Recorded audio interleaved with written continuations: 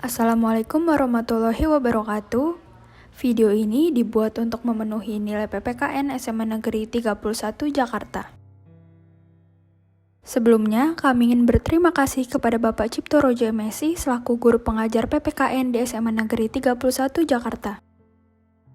Video ini disusun oleh kelompok 1 dari kelas 11 IPA 2 yang beranggotakan Amalia Nindarti Lentang Rahadini, Azahra Prilinisa, Novita Wulandari, Putri Syafalia Noviani, Rafael Yaskial Dolok Saribu, Syahani Karisa Hakim, dan Zian Ashfia. Strategi mengatasi ancaman terhadap bidang ideologi. Seperti yang kita ketahui, tekad bangsa Indonesia untuk melahirkan proklamasi kemerdekaan Indonesia yang jatuh pada tanggal 17 Agustus 1945 memerlukan perjuangan yang sangat besar. Namun, sampai saat ini meskipun kita sudah merdeka, tidak membebaskan kita dari berbagai ancaman, tantangan, hambatan, dan gangguan di berbagai bidang. Salah satunya adalah bidang ideologi.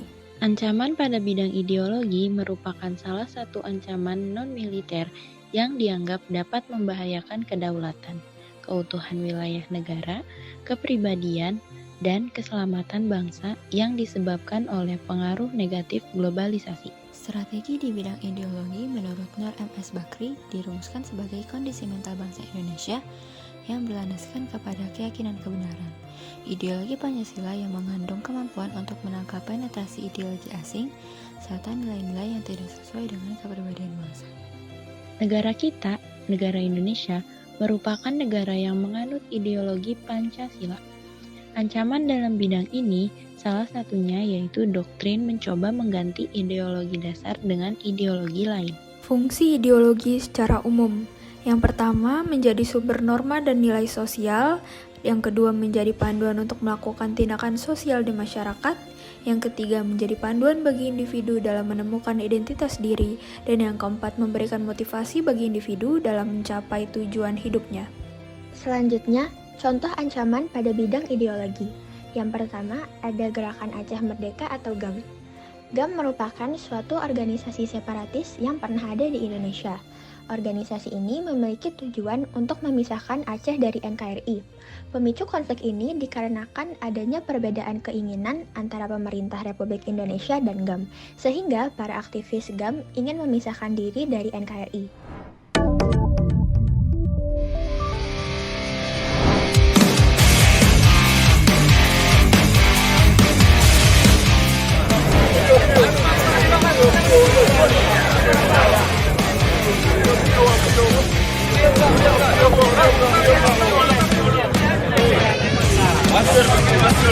Pakai masker aja.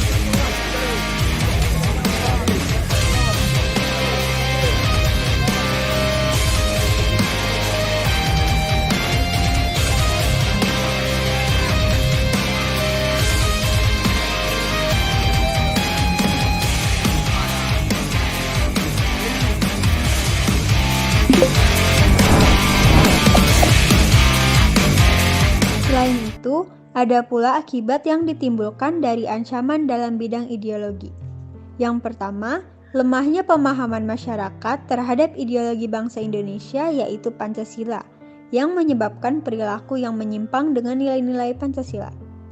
Yang kedua, munculnya berbagai gerakan separatis karena adanya perbedaan ideologi. Yang ketiga, rusaknya etika dan moral bangsa karena sikap serta perilaku yang menyimpang dengan nilai-nilai Pancasila. Adapun strategi bangsa Indonesia dalam mengatasi ancaman di bidang ideologi yaitu sebagai berikut. 1. Pemerintah harus mengedepankan kepentingan rakyat dan bangsa di atas kepentingan sendiri. 2. Masyarakat harus ikut serta dan andil dengan menjadikan Pancasila sebagai pandangan hidup berbangsa dan bernegara. 3. Masyarakat Indonesia mengamalkan nilai-nilai pada sila Pancasila secara subjektif dan objektif. Pertama, ketuhanan yang Maha Esa. Hormat menghormati antara pemeluk agama lain sehingga tercipta kerukunan hidup. Sila kedua, kemanusiaan yang adil dan beradab. Lakukan kegiatan kemanusiaan seperti saling tolong-menolong antara sesama. Sila ketiga, persatuan Indonesia. Bangga sebagai bangsa Indonesia dan bertanah air Indonesia. Sila keempat, kerakyatan yang dipimpin oleh hikmat kebijaksanaan dalam permusyawaratan perwakilan. Tidak memaksakan kehendak pada orang lain dan mengutamakan musyawarah mufakat dalam mengambil putusan. Sila kelima, keadilan sosial bagi seluruh rakyat Indonesia. Dalam keadilan tidak memandang derajat dan status sosial. 4. Memahami lebih dalam arti penting Pancasila sebagai ideologi negara.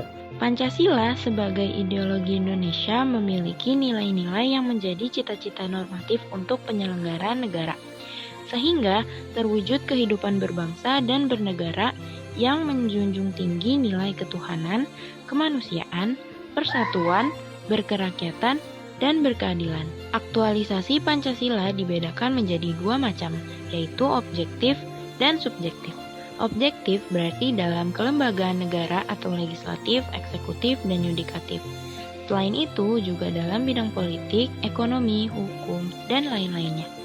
Lalu untuk subjektif berarti dalam setiap individu, setiap warga negara, setiap penduduk, dan setiap orang Indonesia dalam aspek normal, dalam aspek moral berkaitan dengan hidup negara, masyarakat, kesadaran, ketaatan, serta kesiapan individu untuk mengamalkan Pancasila dalam kehidupan sehari-hari.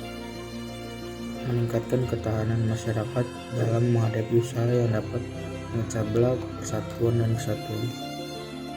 Ketujuh, menumpas berbagai gerakan separatis dengan tegas, agar kelompok penantang ini tidak meneror dan menyerang pemerintah sehingga terjadi gangguan di Indonesia, contohnya di Papua. OPM sudah memasuki tahap kehancurannya sendiri. Ia adalah teroris. Hendro Priyono mendesak aparat keamanan tidak tinggal diam dalam menumpas gerakan separatis di Papua. Mereka juga harus menangkap dan menyeret kelompok kriminal bersenjata ini ke Mahkamah Internasional. Komnas HAM juga diminta mendukung langkah tim gabungan TNI dan Polri dalam menindak para pelaku. Dia itu bukan kelompok kriminal, tapi pemberontak. Kalau bagi saya nggak ada negosiasi. Ya. Menyerah atau diselesaikan itu aja.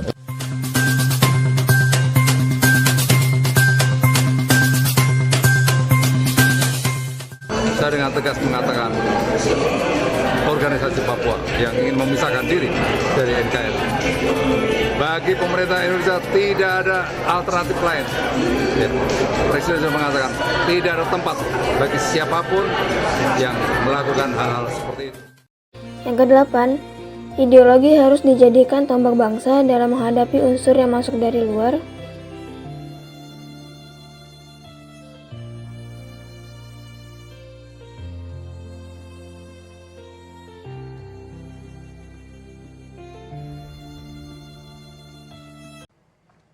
Saudara, eksistensi Pancasila harus terus dijaga di tengah era globalisasi. Untuk menjaga ideologi Pancasila, Badan Pembinaan Ideologi Pancasila harus diperkuat dengan hadirnya undang-undang.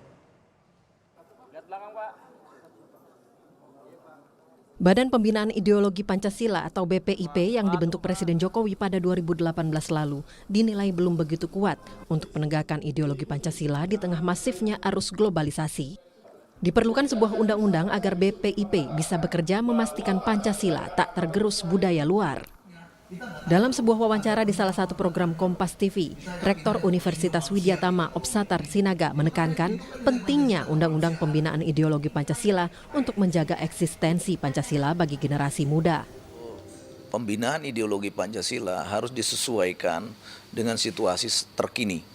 Jadi kalau masyarakat Indonesia yang sekarang saya lihat jumlahnya remaja yang tadinya usianya 20 tahunan itu ada 86 juta.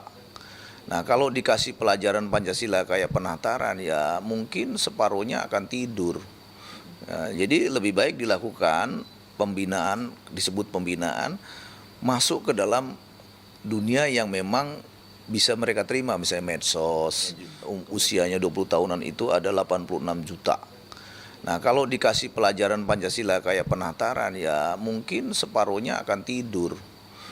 Jadi lebih baik dilakukan pembinaan, disebut pembinaan, masuk ke dalam dunia yang memang bisa mereka terima, misalnya medsos. Sementara pakar komunikasi politik Universitas Pelita Harapan, Emrusi Hombing menilai tidak ada kata terlambat untuk memperkuat BPIP. Kepres yang diterbitkan Presiden bisa dikuatkan dengan hadirnya Undang-Undang Pembinaan Ideologi Pancasila. Karena ideologi itu sudah haluan. Tetapi pembinaan nilai-nilai Pancasila suatu hal yang harus kita lakukan. Kenapa? Karena memang zaman ini berubah terus, tantangan kita berubah terus gitu ya. Globalisasi sudah terjadi. Sosial media yang dulu ketika Pancasila dirumuskan belum ada sosial media. Oleh karena itulah perlu ada pembinaan nilai-nilai Pancasila ini di dalam segala perubahan sosial. Bagaimanapun kondisi negeri saat ini, Pancasila harus tetap menjadi yang utama sebagai ideologi bangsa. Penghayatan dan pengamalan Pancasila harus mengiringi kehidupan berbangsa dan bernegara bagi generasi penerus. Rahmat Ibrahim, Denny Yosua, Kompas TV, Jakarta. Yang ke-9, menumbuhkan pemikiran serta sikap positif sebagai warna negara.